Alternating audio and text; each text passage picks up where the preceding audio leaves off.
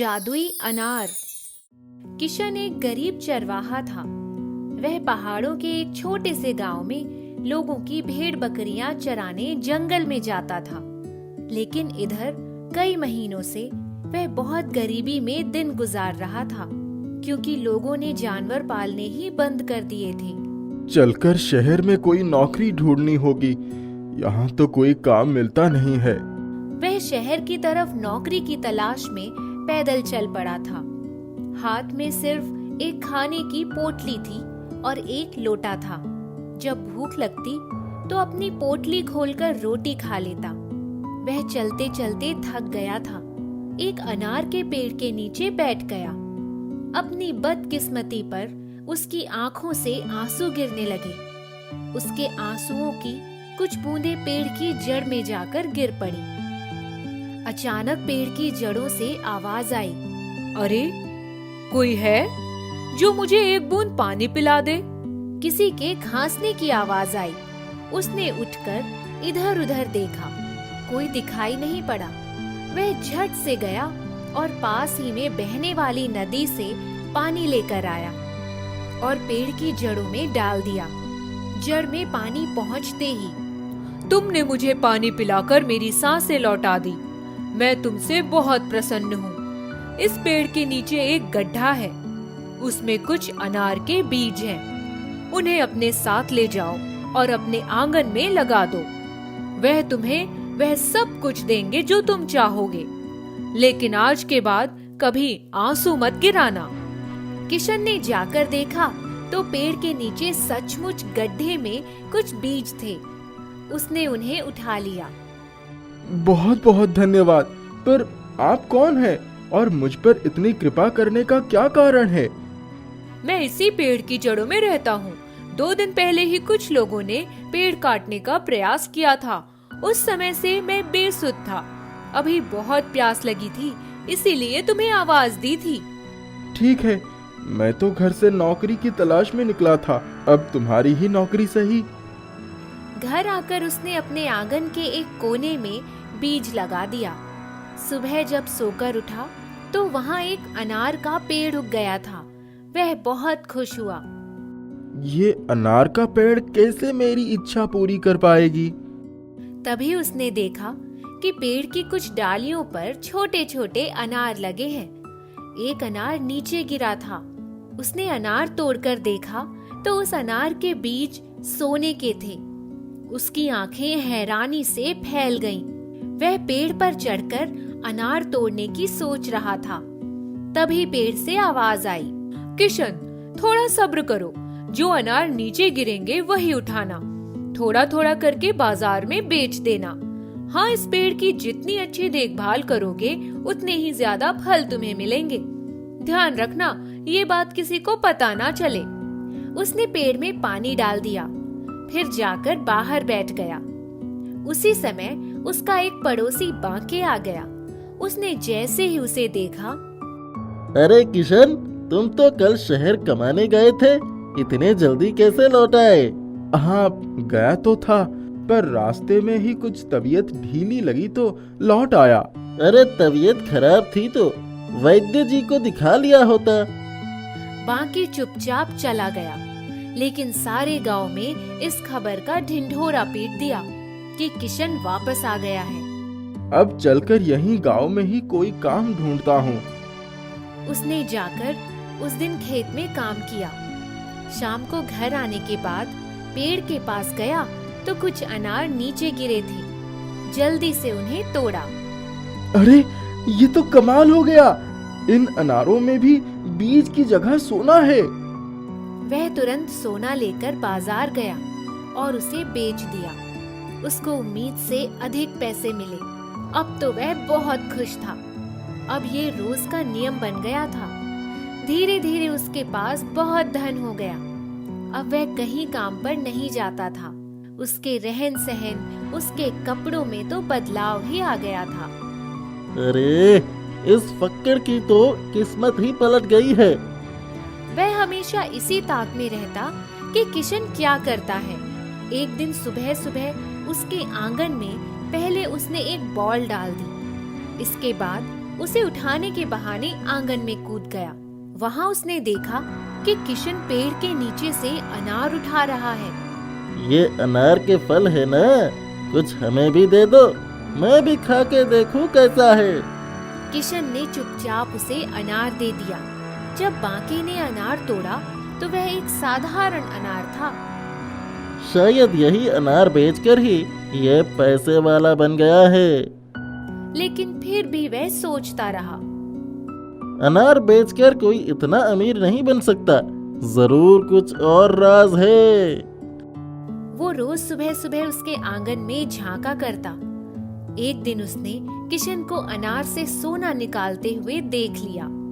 एक दिन रात को वह आंगन में कूद गया और उसने जैसे ही अनार के पेड़ को हाथ लगाया, वैसे ही ऊपर से बहुत सारी पेड़ की डालियां चरमराई और उसके ऊपर गिर पड़ी। बचाओ बचाओ! लेकिन उसकी आवाज किसी ने नहीं सुनी। वो सुबह तक वहीं बेहोश पड़ा रहा। जब किशन सुबह उठकर आंगन में गया तो बांके को अचेत देखकर, अरे तुम यहाँ कैसे आए?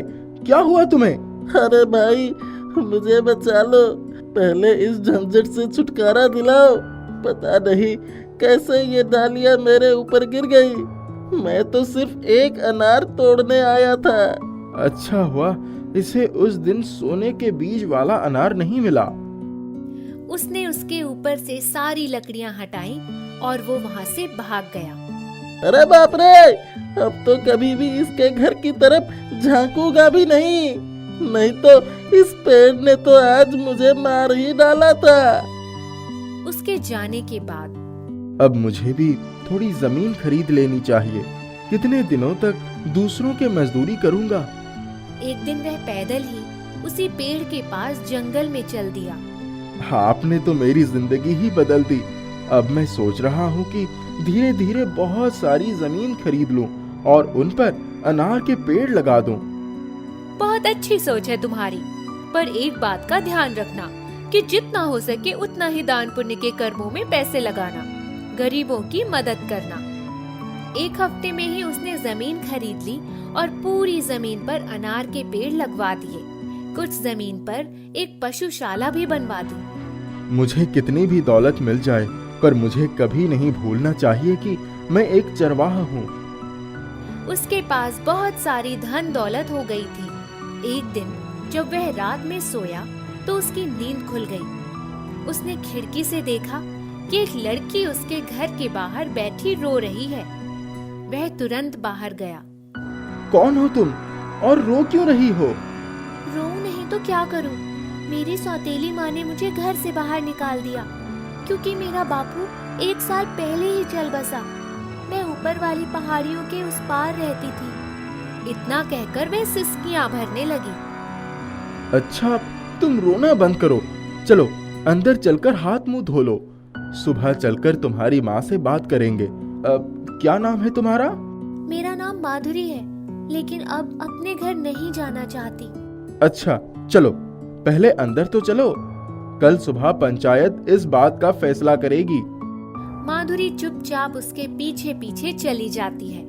सुबह ही किशन गांव के मुखिया के पास जाकर मुखिया जी को माधुरी के बारे में सब बताता है। ठीक है, उसको लेकर आओ, मैं पंचायत बुला लेता हूँ। किशन घर जाकर, माधुरी चलो, पंचायत में जाना है। दोनों वहाँ जाते हैं तो पंचायत के लोग माधुरी से, तुम अपने घर चली जाओ बेटी, तुम्हारी माँ ने गुस्से में आकर निकाल दिया होगा। नहीं नहीं, उसने मुझे कहा था कि मेरे बापू की तरह वो मुझे भी मरवाकर जंगल में अनार के पेड़ के नीचे गड्ढे में ढकवा देगी। किशन अनार के पेड़ का नाम सुनते ही समझ गया कि उसी अनार के पेड़ के बारे में बात कर रही है। तुम्हारी माँ की तो पुलिस में रिपोर्ट करवानी होगी, लेकिन तब तक तुम कहाँ रहोगी? मुखिया जी, अगर आप लोगों की आज्ञा हो तो मैं इस लड़की से शादी करके अपना घर बसा लूं। अरे वाह, इससे अच्छा क्या होगा किशन, लेकिन इसके पहले तुम्हें उसके गांव जाकर इसकी वास्तविकता जाननी होगी। जी मुखिया जी, तब तक इसको आप अपने घर में ही रख लीजिए। मैं आज ही जाकर पता लगाता हूँ। किशन माधुरी के बताए पते पर जाकर पूछताछ करता है तो सारी बातें सही निकलती हैं। अरे भाई, अच्छा हुआ वो लड़की गांव छोड़कर चली गई, वरना उसकी माँ अपने हाथों से उसका गला दबा देती। किशन वापस आकर मुखिया जी से सारी बातें बताता है। ठीक है, तुम शादी की तैयारी करो, कल तुम्हारा विवाह होगा और मैं स्वयं कन्यादान करूंगा। मुखिया जी, बस एक जीवन साथी की कमी थी, वो भी पूरी हो गई। उनका विवाह हो गया। दोनों बहुत खुश थे। किशन ने कई धर्मशालाएं, गरीबों के लिए अस्पताल और बहुत से कुएं खुदवाए। रोज सुबह वह खुद अपनी पत्नी के साथ अपने हाथों से दान देता। अब वह किशन सेठ के नाम से मशहूर हो गया। जादुई अनार ने उसके जीवन में खुशियां ला दी थी। बहुत समय पहले की बात है। एक लड़का था, उसका नाम बिरजू था। वह अपनी पीठ पर एक बोरी और हाथ में एक लकड़ी काटने वाली कुल्हाड़ी लेकर जंगल की तरफ जा रहा था। काफी दूर जाने पर उसे रास्ते में एक बूढ़ी औरत मिली जो दिखने में बहुत ही अजीब सी थी। बिरजू थोड़ा डर गया। तभी वह बूढ़ी औरत उसके पास आई और उसने उससे पूछा, क्या तुम काम की खोज में हो? तब बिरजू ने बताया, नहीं, मैं तो जंगल से लकड़ियाँ काटने जा रहा हूँ और उनको बाजार में बेचकर पैसे कमाऊंगा। तब उस बूढ़ी औरत ने कहा, तुम पढ़ना लिखना जानते हो? बिरजू ने कहा, हाँ। वह बूढ़ी औरत बोली, तब तुम रहने दो, मुझे कोई ऐसा लड़का चाहिए जो मेहनती हो, ईमानदार हो और उसे पढ़ना लिखना ना आता हो। बिरजू चालाकी से बोला, ओ, आपने पढ़ना लिखना कहा था? मुझे तो लगा कि आपने लड़ना झगड़ना कहा था। पढ़ना लिखना तो मुझे बिल्कुल भी नहीं आता। उसने कहा, तुम मेरे यहाँ काम करोगे? क्या काम करना होगा? मुझे अच्छे पैसे चाहिए जिससे मैं अपनी माँ बाप की मदद कर सकूं। मैं तुम्हें रोज के 50 रुपए दूंगी। बिरजू खुशी खुशी तैयार हो गया। उसने जानबूझकर अपनी पढ़ाई लिखाई की बात छुपा ली, क्योंकि उसे लग रहा था कि अगर ये बुढ़िया जान जाएगी कि वह पढ़ा लिखा है तो वह उसे काम पर नहीं रखेगी। उसने सोचा, चलकर देखता हूँ कि काम कैसा है जिसमें पढ़ाई लिखाई का होना भी अवगुण है। बुढ़िया ने उसको अपने पीछे आने का इशारा किया। बिरजू उसके पीछे पीछे जाने लगा। जंगल में बहुत दूर जाकर उसने देखा कि एक बहुत बड़ी हवेली है और उस हवेली के आसपास बहुत बड़े बड़े पेड़ लगे हुए हैं। बिरजू हवेली के अंदर चला गया। पहले तो बुढ़िया ने बिरजू से कहा कि अपना सामान रख दो और जाकर नहा धो लो, मैं तुम्हारे लिए कपड़े निकाल देती हूँ। फिर बुढ़िया ने उसको भर पेट भोजन कराया। बिरजू बहुत खुश हुआ कि चलो यहाँ रहने और खाने का इंतजाम हो गया और रोज के 50 रुपए भी मिलेंगे। देखें क्या काम करना होता है। 1 घंटे बाद बुढ़िया उसको एक हॉल में ले गई। उसके चारों तरफ रैक्स बने हुए थे और उस पर जादू की किताबें रखी हुई थी। बिरजू को समझते देर नहीं लगी कि यह कोई जादूगरनी है जो इन किताबों से जादू करना सीखती है। इसीलिए इसको एक ऐसा आदमी चाहिए जो बिल्कुल भी पढ़ा लिखा ना हो। बिरजू ने सोचा, चलो मुझे जितने दिन भी नाटक करना पड़ेगा मैं कर लूंगा। उसने जादूगरनी से पूछा, आप बताइए मुझे काम क्या करना है? जादूगरनी ने उसको एक इनाम दस्ता दिया और बहुत सारे छोटे छोटे बीज लाकर दिए और कहा, इन सबको कूट कर इनका चूरन बनाना है। इसके बाद उसको अलग अलग डिब्बों में भरना है। बिरजू ने वैसा ही किया। बिरजू ने 1 घंटे के अंदर सारा चूरन बनाकर डिब्बों में भर दिया। तब फिर बुढ़िया ने कहा, अब तुम इस पूरे कमरे की सफाई कर दो। ये कहकर वे बाहर चली गई। इसके बाद बिरजू ने पूरे कमरे को अच्छी तरह से झाड़ बुहार कर चमका दिया। बिरजू चुपके चुपके उन किताबों की तरफ एक नजर देख लेता था जिनमें जादू की विधि लिखी हुई थी।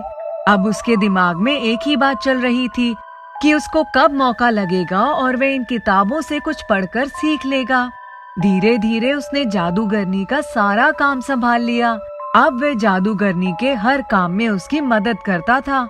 वह छुप छुप कर देखता कि कैसे पल भर में किसी चूहे को तोता बना देती है और किसी मक्खी को बिल्ली, यहाँ तक कि वे खुद को भी किसी आदमी के रूप में बदल लेती। कभी कभी बिरजू को बहुत डर भी लगता, फिर भी वे उस जादूगरनी की हवेली में काम करता रहा। जब वह सो जाती और खर्राटे लेने लगती, तब वह चुपके से जाता और एक मोमबत्ती जलाकर उस हॉल में बैठकर कई किताब निकालकर चुपके चुपके पढ़ता। बिरजू बहुत होशियार था। धीरे धीरे उसने बहुत कुछ सीख लिया। वहाँ रहते रहते उसे काफी दिन बीत गए। अब वह समझ चुका था कि ये जादूगरनी बहुत खतरनाक है। ये बेकसूर लोगों और बेगुनाह जीवों को नुकसान पहुंचाती है, जिसके लिए ये मुझसे सारी मदद लेती है। जब जादूगरनी को बिरजू के ऊपर पूरा भरोसा हो गया और वह ये समझ गई कि इसको पढ़ना लिखना कुछ भी नहीं आता, तब आश्वस्त होकर बिरजू से बोली, 2-4 दिन के लिए मैं अपनी बहन के यहाँ जा रही हूँ और तुम सारी चीजों का ध्यान रखना, और ये ध्यान रखना कि इस हवेली में, इस हॉल में कोई भी जानवर या इंसान ना जाने पाए। बिरजू ने कहा, ठीक है, मैं पूरा ध्यान रखूंगा। इसके बाद जादूगरनी वहाँ से चली गई। बिरजू तो इसी मौके का फायदा उठाना चाहता था। उसके जाने के बाद वह झट से हॉल में गया और वहाँ से उसने 2-4 किताबें उतारी और उनको पढ़ने लगा। पढ़कर वे सारे जादू जान गया जिसकी उसे जरूरत थी, क्योंकि वे अक्सर छुप छुप कर किताबें पढ़ता था, लेकिन कभी भी पूरा नहीं पढ़ पाता। अब बिरजू ये भी जान गया कि किस तरह से जादूगरनी को खत्म करना है। लगभग 8 घंटे बाद किसी ने दरवाजा खटखटाया। अब तो बिरजू की गिग्गी बंद गई। वह सोचने लगा कि कौन आया है। उसने जल्दी जल्दी हॉल का कमरा बंद किया और गेट खोला तो देखा सामने जादूगरनी खड़ी थी। जादूगरनी उसे अग्रेय नेत्रों से देख रही थी। वह समझ गया कि इसको सब कुछ पता चल गया है। अब तो इतना जादू उसको भी आ गया था कि उसने अपने आप को तुरंत एक तोता बना दिया और उड़ते उड़ते पेड़ की टहनियों में सबसे ऊपर बैठ गया। और जैसे ही उसने देखा कि जादूगरनी ने उसको देख लिया है, वह आकाश में उड़ने लगी।